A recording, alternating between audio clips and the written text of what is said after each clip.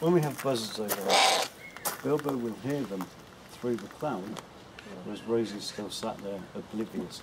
So I'm not going to suggest her hearing is better, but it is further than Rosie's. Maybe this is something to do with size. Perhaps because she's a slightly bigger owl, she can hunt further afield with more energy, perhaps, than Rosie. But the ear tufts also act as sunglasses. Well, almost. The line that comes down onto her eyelid again deflects the sun. If we look at her eyelid, we'll see it's quarter shut, so it casts a shadow over her eyes. And again, going into the colour, well, in our world, driving goggles, gun lenses have this same yellow kind of tint. And again, it's anti-glare. Now, scientists will tell me it's because she's a nocturnal, or other people will tell me it's because she's a nocturnal owl. But that isn't true, because at night the pupil becomes the whole light. So it is, in my opinion, more of the sunlight protection. And that helps explain why she will mislead us, and she'll be looking at buzzards and follow it straight into the sun, knowing that I love birds of prey. Right? So what I'm trying to get across is she has one of these characters that tries to get you in trouble.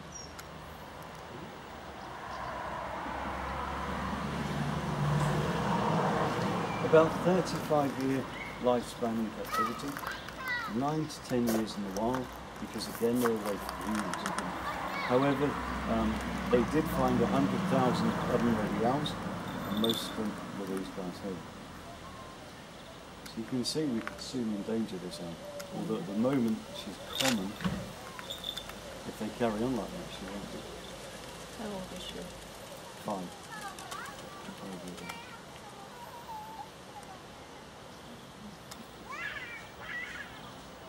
The hardest working bird I have here, really. What, you had her from birth? About 10 days old. Yeah.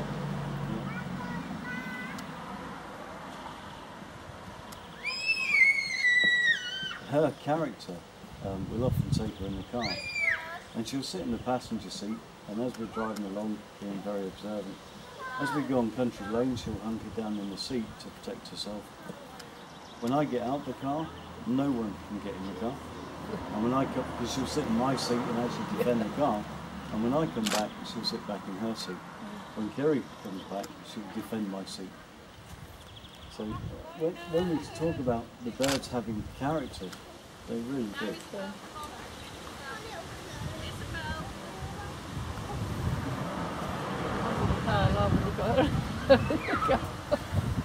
The thing is, how I look at it is there's people understand how to get in a car with a dog in it. Yeah. They don't understand how to get in with an owl in it.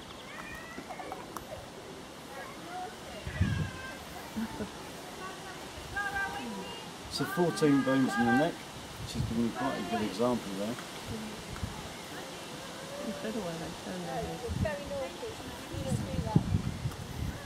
But often, and again, this is where I get into confusion, because they can turn their heads about 270 degrees, but can't all birds?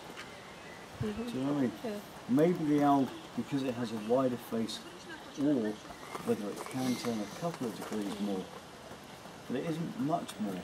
I'm sure it's the shape of the look of the face that gives that impression. Yeah, absolutely. I know people will say to me they can turn their head all the way around, and that is because of the shape of the face and the speed that they turn. Like I say, it's about 270 degrees, but I don't know what the other birds are.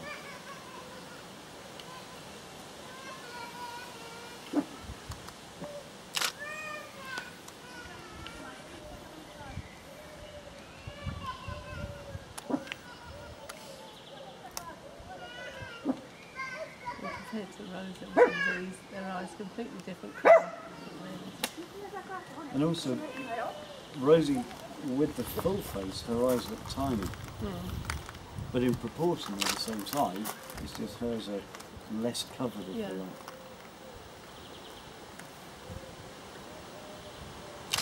So again, people often wonder, or they'll often ask me about the mouth. How I'll put it is the beak of the lips, the actual mouth.